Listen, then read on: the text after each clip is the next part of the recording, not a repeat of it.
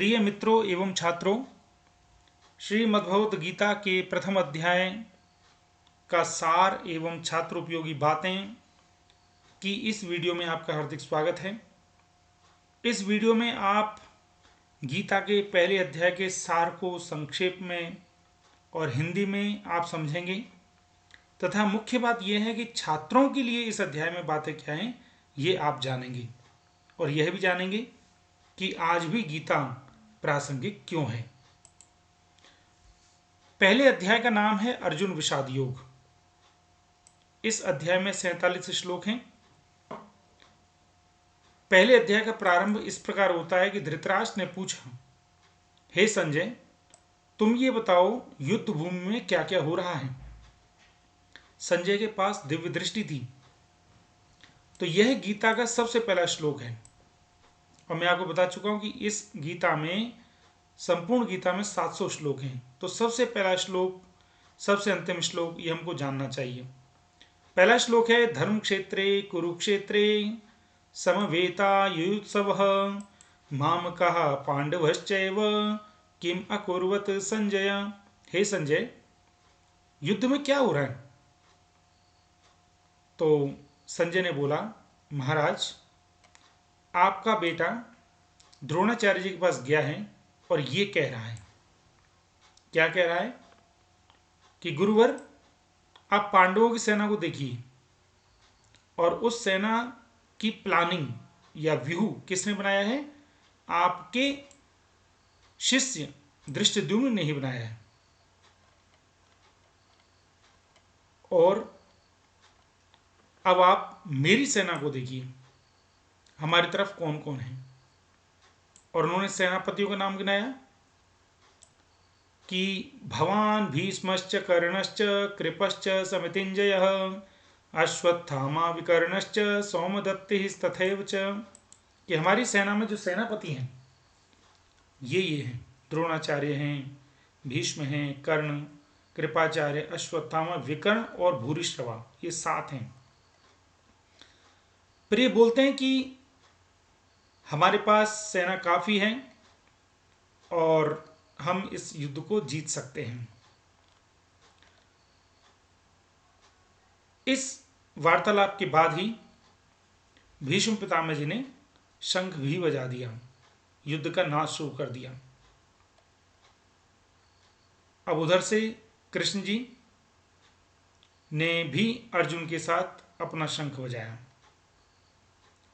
अब ये सबसे इंपॉर्टेंट है इस पहले अध्याय में कि अर्जुन का, कृष्ण का और अन्य पांडवों के शंखों का नाम क्या है। तो ये प्रश्न कभी भी प्रतियोगी परीक्षाओं में पूछा जा सकता है कि कृष्ण के शंख का नाम क्या है, अर्जुन के शंख का नाम क्या है। इसी प्रकार से युधिष्ठिर, भीम, नकुल, सहदेव के शंखों का नाम क्या है। तो देखिए वहां पर है, पांचजन्यम ऋषिकेशो देवदत्तम धनंजय पौंड्रम दध्मौ महाशंख भीम कर्मा वृकोदर अनंत विजयम राजा कुंती पुत्रो युधिष्ठिरः नकुलः सहदेवश्च सुघोष मणिपुष्पकौ। अर्जुन के शंख का नाम पांचजन्य। अर्जुन के शंख का नाम, ये कृष्ण जी के शंख का नाम पांचजन्य। अर्जुन के शंख का नाम धनंजय, भीम के शंख का नाम पौंड्र, युधिष्ठिर के शंख का नाम अनंत विजय, सुघोष है नकुल के शंख का नाम और सहदेव के शंख का नाम है मणिपुष्पक। फिर जैसे ही दोनों तरफ से शंख बज गए तो अर्जुन के मन में कुछ शंकाएं आई और उन्होंने बोला, हे अर्जुन, हे अच्युत, कृष्ण जी का ही दूसरा नाम है। एक माधव नाम और पहले आया था, ऋषिकेश नाम भी आया था, इसका मैं अर्थ आपको बाद में बताऊंगा। उन्होंने बोला, हे अर्जुन, सॉरी, हे कृष्ण जी, आप मेरे रथ को दोनों सेनाओं के बीच में खड़ा कीजिए। क्यों? क्योंकि मैं ये जानना चाहता हूं मुझे किन किन के साथ युद्ध करना है। तो संजय ने बोला, ऐसा कहकर के कृष्ण जी ने उस रथ को युद्ध भूमि के बीच में ले गए। अब उन्होंने देखा अर्जुन ने कि वहां पर उनके सामने ताऊ, चाचा, दादा, परदादा, गुरु, मामा, भाई, पुत्र, पौत्र, मित्र, ससुर, सुहृद और सुहृद जैसे लोग, ये सब लोग उनके सामने युद्ध कर रहे हैं। इसको देख करके कि इनसे मुझे युद्ध करना है, अर्जुन शोक में डूब गए और उन्होंने क्या बोला कि सीदंती मम गात्राणि मुखम च परिशुष्यति वेपतुश्च शरीरे में रोम हर्षश्च जायते। मेरे अंग कांप रहे हैं, मेरा मुंह सूख रहा है, मेरा शरीर कांप रहा है और मेरे जो रोम हैं वो कंपित हो रहे हैं, अर्थात मैं युद्ध करने में असक्षम हूं। वो ये भी बोले कि मेरे जो धनुष गिर रहा है, त्वचा जल सी रही है, मन भ्रमित हो रहा है, मैं खड़ा होने में भी समर्थ नहीं हो पा रहा हूं। इसलिए हे कृष्ण, मैं इनसे जीत नहीं चाहता हूं, और अगर मैं जीत भी गया तो इनके बिना मेरे जीवन का क्या अर्थ है। ये सारे मेरे संबंधी हैं और मैं अपने ही परिवार के लोगों को मार करके कैसे सुखी हो जाऊंगा। इसलिए हे वार्ष्णेय, वार्ष्णेय भी कृष्ण जी के लिए नाम आया है।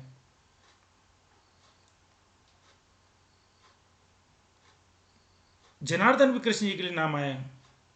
और यहां पर बोलते हैं कि जिनका कुल धर्म नष्ट हो गया है, ऐसे मनुष्य का अनिश्चित काल तक नरक में वास होता है। ये लोग बुद्धिमान हैं लेकिन फिर भी महान पाप कर रहे हैं और केवल राज्य और सुख के लोभ के लिए एक दूसरे को मारने के लिए तैयार हो गए हैं। तो संजय ने यह बताया कि इस प्रकार शोक में डूब करके अर्जुन ने कृष्ण से कहा कि मैं युद्ध नहीं करूंगा, और उस शोक के सागर में डूब गया।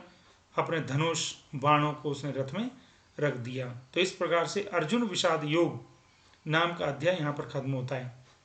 सार बिंदु के रूप में देखेंगे तो इसमें धृतराष्ट्र और संजय के वार्तालाप से युद्ध का वर्णन होता है।